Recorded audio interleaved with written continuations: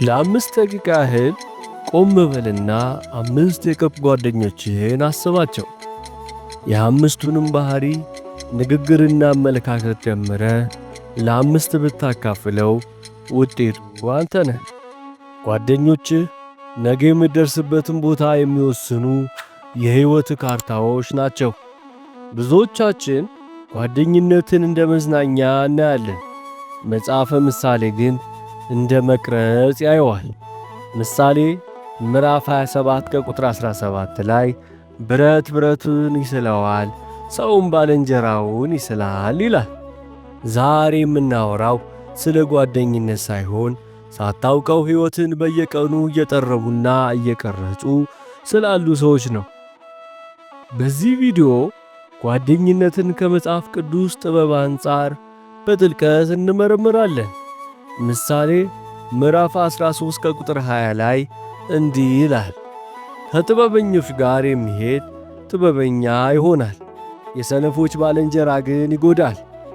አየህ፣ ጓደኝነት ዝውውር ነው። ጥበበኛ ጓደኛ ካለ ንግግሩ፣ ትጋቱ እና አመለካከቱ ወደ አንተ ሳታውቀው ዳውንሎድ ይደረጋል። ሰነፍ ጓደኛ ማለት ደግሞ ጉድጓድ ውስጥ ሆኖ ና ግባ የሚል ሰው ሳይሆን አንተ ጉድጓድ እንዳለ እንዳታይ ዓይንህን የሚጋርድ ጊዜህን የሚበላና ዓላማህን የሚያስረሳ ሰው ነው። መጽሐፈ ምሳሌ እንደሚለው ሰነፍ ጓደኛ የሚጎዳው በተግባር ብቻ አይደለም፣ በአስተሳሰብም ጭምር ነው። ሰነፍ ማለት አእምሮ የሌለው ማለት ሳይሆን ጊዜውንና ሕይወቱን በከንቱ የሚያባክን ሰው ነው። ከእንዲህ አይነት ሰው ጋር ስትውል ሳታውቀው ቅሬታን፣ ተስፋ መቁረጥንና ሰበብ መደርደርን ትለምዳለህ። ጓደኛህ ላይ የሚታዩ 4 ቀይ መብራቶች የትኞቹ ጓደኞች ማቆየት እንዳለብህ እንዴት ታውቃለህ? በመጽሐፈ ምሳሌ የተጠቀሱ እነዚህ 4 አደገኛ ምልክቶችን እንመልከት። ቁጡና ግልፍተኛ ምሳሌ ምዕራፍ 22 ከቁጥር 24 እስከ 25 እንዲህ ይላል፣ ከቁጡ ሰው ጋር ባልንጀራ አትሁን፣ መንገዱን እንዳትለምድ፣ ለነፍስህም ወጥመድ እንዳታገኝ። ንዴቱን የማይገዛ ሰው ካጠገብ ካለ አንተም ነገ ጠባጫሪ ትሆናለህ። ባለ 2 ምላስ ምሳሌ ምዕራፍ 20 ከቁጥር 19 እንዲህ ይላል፣ ከሚያሸልጥና ከሚቀጥፍ ሰው ጋር አትደባለቅ። በሌላው ሰው ላይ የሚያወራ ሰው አንተ በሌለህበት በአንተ ላይ ማውራቱ አይቀርም። ሰበብ አቅራቢዎች ሁል ጊዜ ለውድቀታቸው ሌላ ሰውን የሚከሱ፣ እነሱ ጋር ስትውል ደግሞ አንተም ኃላፊነት መሸሻ ትለምዳለህ። ሕልም ገዳዮች አዲስ ሐሳብ ስታመጣ አይሆንም፣ አይሳካም የሚሉ ምሳሌ ምዕራፍ 14 ከቁጥር 7 እንዲህ ይላል፣ ከሰነፍ ሰው ፊት ራቅ፣ ከከንፈሩ ዕውቀትን አታገኝምና። እውነተኛ ጓደኛ እሺ የሚል ብቻ አይደለም። ምሳሌ ምዕራፍ 27 ከቁጥር 6 እንደሚለው ወዳጅ የሚሰጠው ቁስል የታመነ ነው። ይህ ምን ማለት ነው?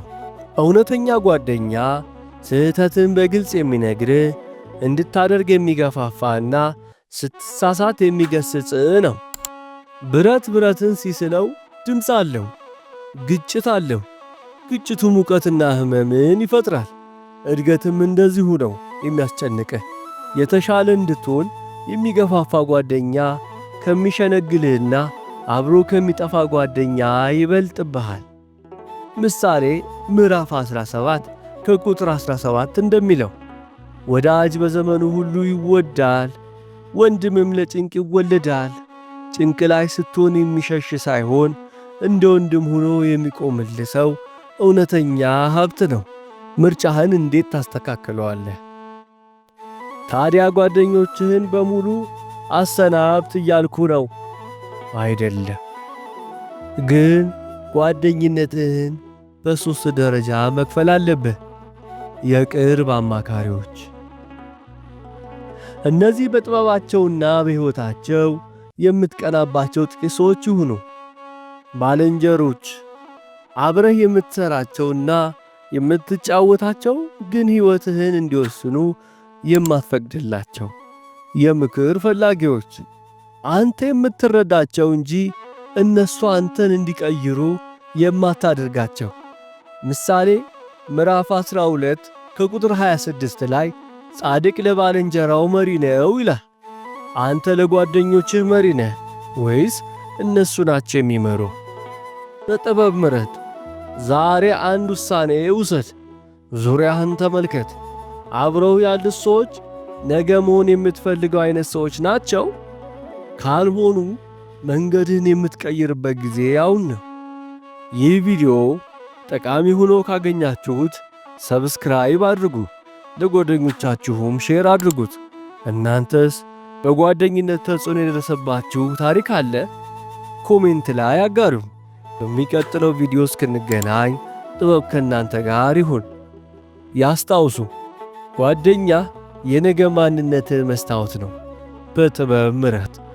ወስብሐት ለእግዚአብሔር።